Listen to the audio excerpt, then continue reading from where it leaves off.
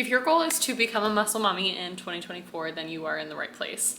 I'm Keisha. I am a certified personal trainer specializing in helping women build strength and muscle. There's a lot of information out there, so this video is designed to cut through some of the noise and help you really get down to what's going to matter most when it comes to creating physique or strength changes in the next year. I'm going to be going over 5 major factors that are going to be the largest contributors to creating these changes. Number 1 is going to be training frequency and split selection. Number 2 is going to be training intensity and progression. Number 3 is going to be cardio modalities. Number 4 is going to be nutrition fundamentals. And number 5 is going to be recovery factors. If you are very new to the gym or new to lifting, or maybe it's been a while since you've been consistent with lifting, I would not suggest any more than 4 days of training per week. If your goals mostly center around strength, then my suggestion would be to start with maybe like a 3-day full body split, having one primary movement per workout and then a secondary movement per workout, and then having anywhere from 3 to 5 accessory movements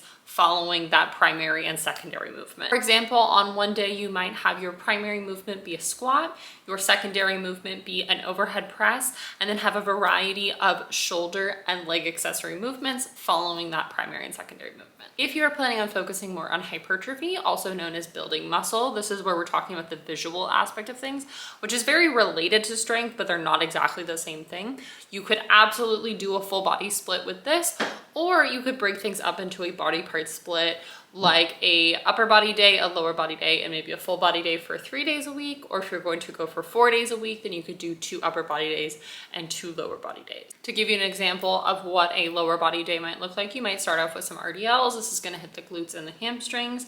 Then you might go into something like a split squat, which is going to hit a lot of quads as well as glutes. Then hit some hamstring isolation with a hamstring curl, get a little bit more glute work with a glute medius kickback, and then throw in a calf raise at the end because we all know everybody neglects those. Arguably, even more important than your routine itself is your intensity and the progressions that you make week to week. Something I want to note that is very important but sometimes gets a little misconstrued on social media is that yes, your workouts should remain the same every single week for a minimum of 8 weeks. Now, of course, there's a certain boredom factor that can play into that. And if that becomes a mitigating factor for you being consistent in your routine, I would 100% support your decision if you want to change things up a little bit more frequently than that. My suggestion in a case like that is to change up your accessories, but keep your primary movements the same. That way you're still able to progress on those, but you can make things a little bit more interesting with your less priority movement. All that being said though, the purpose behind having every week be the same is for the principle of progressive overload. Progressive overload refers to the idea that every single week your workouts are getting a little bit harder in some capacity. There are a number of ways you can go about this.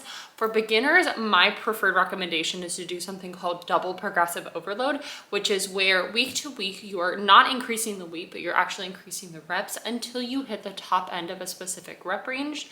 Then you drop your reps down and you increase the weight. So for example, we might start with 8 reps for all of your sets for week 1 at say 135 pounds for hip thrusts. Week 2, we're gonna aim for 10 reps on all of your sets, same weight.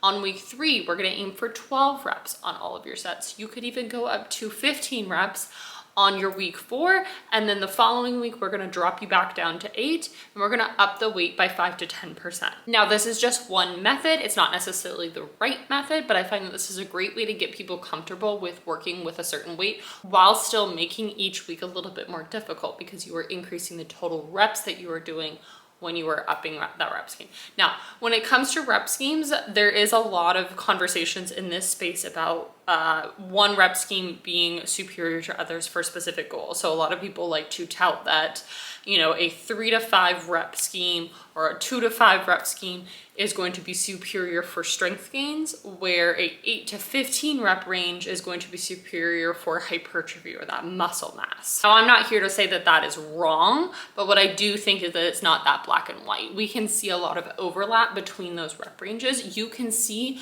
hypertrophic gains even if you're doing sets of 3. You can see strength improvements even if you're doing sets of 15. It's not necessarily completely you know, the strength gains stop when you hit 6 reps. It will continue and they kind of blur together rather being, you know, very black and white ending at that 6th rep. Now we're in a hypertrophy zone. So Feel free to experiment with what feels right for you on any given day or with any given program. Something I find a lot of beginners and even intermediate lifters struggling with is training intensity relative to volume. What I mean by that is when people don't see results after a couple of weeks of programming, instead of focusing on the intensity and the quality of their exercises, they instead focus on adding more sets or adding more total exercises. When clients come to me with their own programs, more often than not, I'm actually cutting back on their volume and I'm focusing on increasing the weight and the quality of each of their individual sets. That might mean that we're focusing on rep to rep consistency. That might mean that we're focusing on getting closer to a failure point or at a certain intensity level within each set. It's going to depend on the person and the goal, but more often than not, when they do bring their program to me, they're doing way too many sets per muscle group. And volume refers to the amount of work being done. So it could be referring to the total number of sets you're doing across the course of the week for all exercises. It could also be referring to how many sets of, say, quad work that you're doing in any given week. The general consensus is that anywhere between 10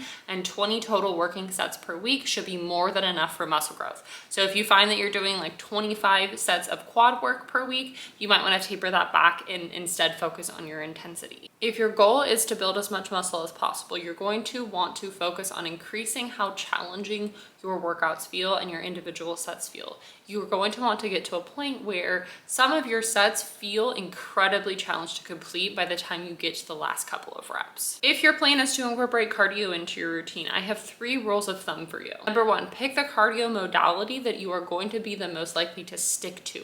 That is going to matter so much more than which particular type you're doing. Number 2, depending on your recoverability, any more than 3 sessions per week for HIIT is going to be excessive. And number 3, if your goal is muscle building and strength and you are planning on doing moderate to high intensity cardio on your lifting days, save most of it or all of it until after your lifting session. When it comes to nutrition, there are 3 general situations that you could be in when it comes to physique modification. Your caloric maintenance refers to the number of calories that your body utilizes on a day-to-day basis, and this includes your basal metabolic rate, your thermic effect of food, your non-exercise activity thermogenesis, and your exercise activity thermogenesis. If you consume the same number of calories as your maintenance calories, you are not going to undergo any significant weight or body fat fluctuations. However, if you undergo a significant lifestyle change, such as starting to go to the gym, your caloric maintenance will change. Therefore, the number of calories that you consume to maintain that weight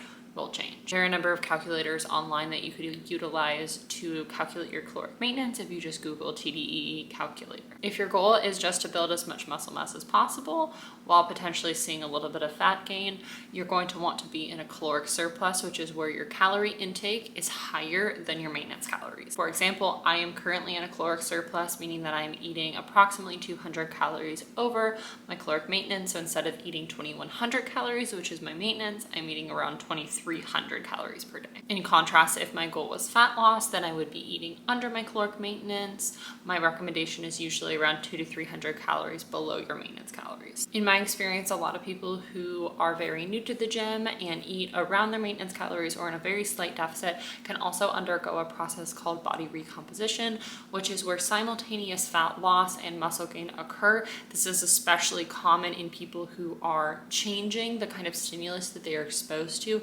such as trying out a new routine or changing the intensity of the routine that they have in contrast to what they were training with before. Body recomposition is a very specific process. I can make a more expanded video on that because I know it's a very popular method, but that will require a lot more detail going into what would elicit actual body recomposition. Training and nutrition are not the only factors that you're going to want to pay attention to though. Muscle is made up of tons of tiny little fibers, and in order to induce growth, we have to put stress on those fibers. This is ideally done with some form of resistance, preferably heavy resistance. However, the portion of this process where the muscle actually grows is not when we're creating the stress on the muscle, it's actually when the muscle is repairing itself from the stress that was induced. We can make sure that we're properly repairing the muscle by ensuring that we are consuming adequate calories and especially protein. The general recommendation is to eat anywhere from 0.7 to 1.2 grams of protein per pound of body weight. So for myself, I generally aim for about a gram per pound of body weight. So I currently weigh 165 pounds, meaning I will generally be aiming for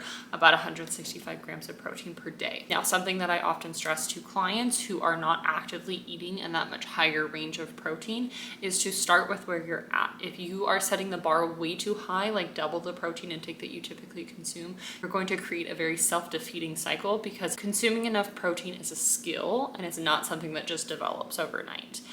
So if you typically eat around 60 grams of protein, maybe start at like a goal of 70 grams of protein or 80 grams of protein, and then increase that goal as you have success with the smaller goals until you reach the ultimate goal of eating, 0.8 grams per pound of body weight. In addition to calorie and protein intake, some other factors that are going to be vital for your muscle repair is going to be sleep, water intake, and stress levels. All of these factors are going to be essential for ensuring that the muscle can repair itself, as well as to make sure that we have enough energy for proper training. If you're hitting the gym 5 days a week, but you're typically only getting 5 hours of sleep every night, your muscle is probably not going to repair itself as well as it would if you were to taper back on your training frequency and focus on just getting a little bit more sleep. If all of these things are challenging for you, I recommend working on 1 or 2 of these factors at a time before trying to completely revamp your entire life, because again, that can create that self-defeating cycle. To help myself hit all these targets, I carry around one of these guys. I usually try to aim for 2 of these per day, in addition to the water bottle that I take to the gym with me. And then I also aim for about 7.5 hours minimum of sleep per night. And if I am undergoing a lot of life stress, then I usually taper back my training for that given week. Okay, I hope that at least gives you the bullet points of what to focus on if you are starting a fitness journey in 2024. If you would like me to expand on any of these topics, I'm happy to go into more detail, really fine-tuning any of these more general guidelines. And as always, if you're looking for more individualized help, my coaching application is in my description.